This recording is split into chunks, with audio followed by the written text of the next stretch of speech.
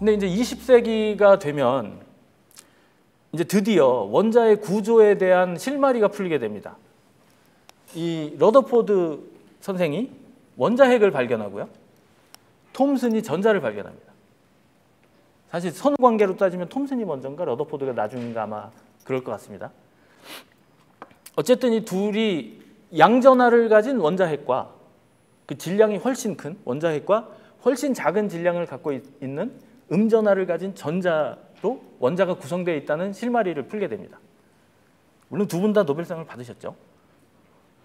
근데 이제 톰슨 옹이 그렇다면은 원자가 실제로 어떻게 구성되어 있을까? 왜냐하면 양전하는 플러스고 전자는 마이너스인데 문제는 전자가 여러 개 있을 수도 있잖아요. 그럼 어떤 양전하의 필드 주변에 여러 개의 음전하는 어떻게 존재할 수 있느냐가 이제 관건이지 않습니까? 우리가 상식적으로 생각할 때 일렉트로스태틱 반발력이 있기 때문에 전자 두 개를 가까이에 놓으면 서로 밀쳐낼 건데 어떻게 그 여러 개의 전자가 원자핵 주변에서 사이좋게 있을 수 있느냐 하는 실험을 하기 위해서 이거는 이제 전기장을 건 거는 아닐 것 같고 자기장일 것 같습니다. 그래서 이 플러스 여기가 이제 플러스 극이고 얘는 마이너스. 그래서 패트리 디시에다가 요거 네 개를 띄워놓고 이 자기장을 빡 걸어서 어떻게 되나 한번 봤습니다.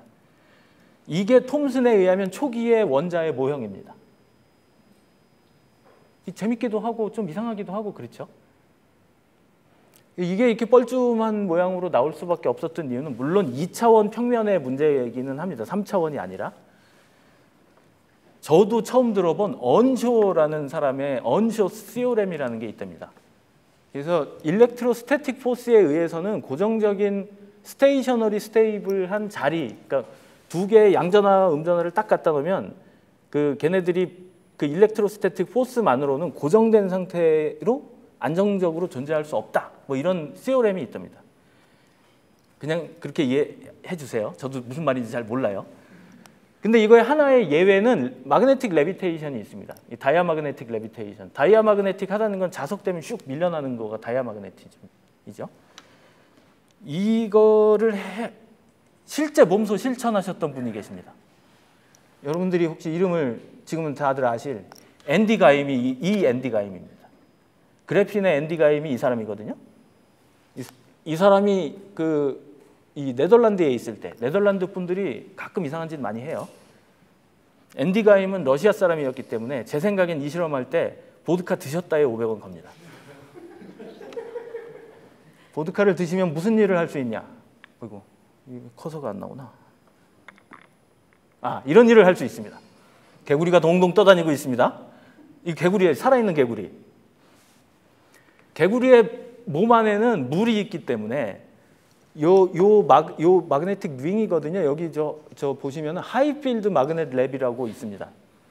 거기에 유럽의 정부 돈을 받아서 엄청 큰 자석을 사서 우리 가속기처럼 이걸 하고 있었습니다. 그래서 이 논문이 심지어 퍼블리시도 됩니다. 유러피언 저널 오브 피직스에 퍼블리시가 돼서 영광스러운 이그 노벨상 수상을 하게 됩니다. 그리고 나서 10년 있다가 진짜 노벨상도 받았습니다.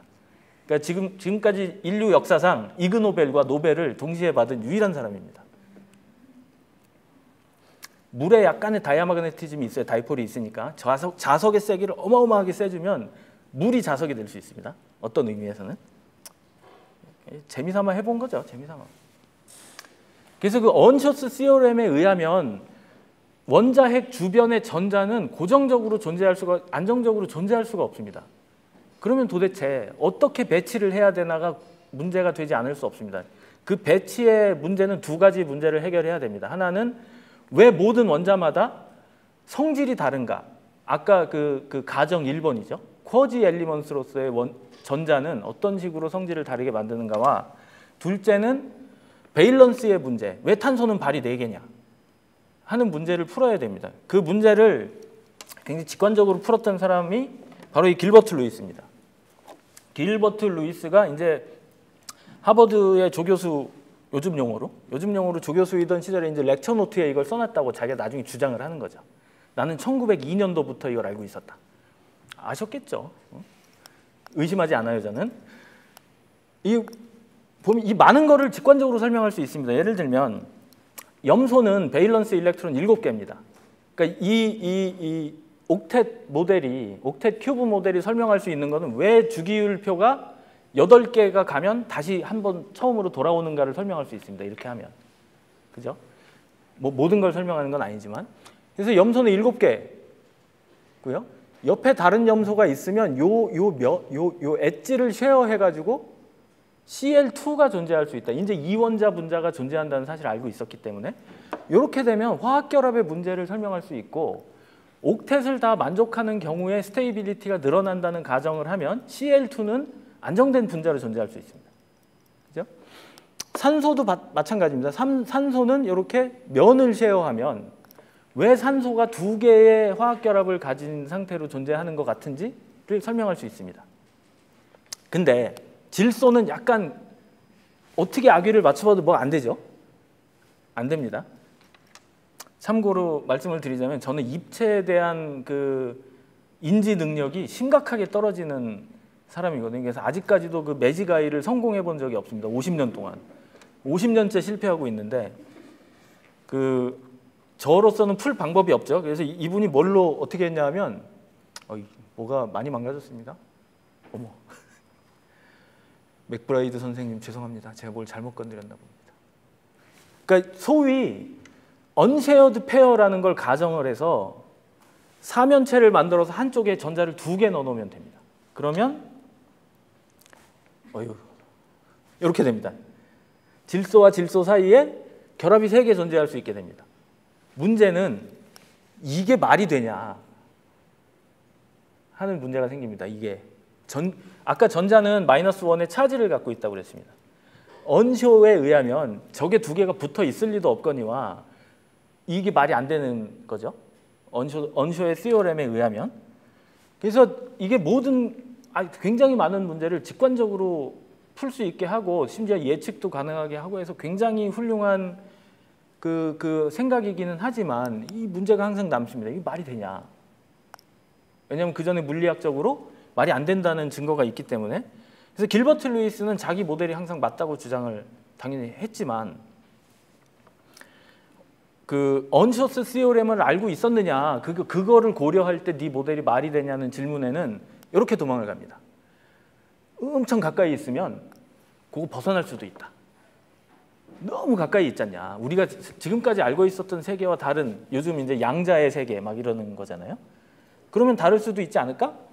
뭐 이렇게 했습니다.